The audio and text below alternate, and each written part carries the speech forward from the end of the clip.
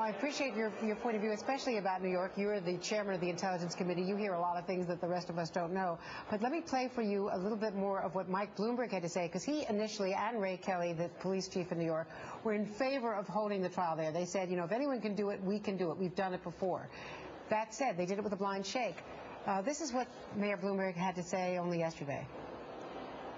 The federal government could find a site that didn't cost $1 billion, which using downtown will, and will also impact traffic and commerce and people's lifestyles downtown, and it would be great if we didn't do it. He's clearly changed position on that, and New York leaders are now against it. Your own colleague, whom we're going to be interviewing later in the hour, Kirsten Gillibrand, clearly against it. Do you have any second thoughts about it? Well, yes, I do. I think the mayor has spoken. I think he has a good point. I think the administration should listen to that point. KSM does not have to be tried in New York City.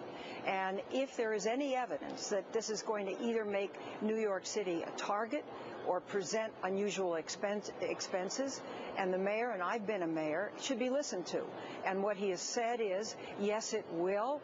And what we're asking, Mr. President, for you to take this trial somewhere else. And there are other places to try it in the United States, which are more remote, which are much less a target, and would be much less, I think, a spawning ground for very unfortunate propaganda all over the world.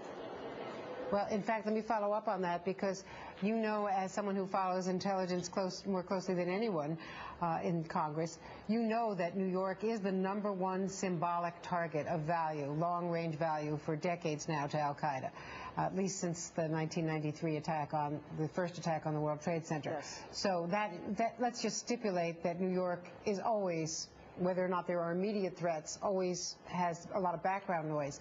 Where else in the United States could this trial be held, or should they revert to military commissions and not hold a civilian trial? Well, I'm not going to go into it at this point. I think the dynamic has changed now, and I think that the administration ought to listen to the mayor, listen to the mayor's concern, and candidly make a change. There is nothing wrong with making a change. Administration has flexibility. It can try somebody in Article 3 court, decide to do it, changed its mind, put that individual into a military commission. So the administration has total control of this. And I think the situation has changed. In my view, from an intelligence perspective, the situation has changed with the Christmas attack.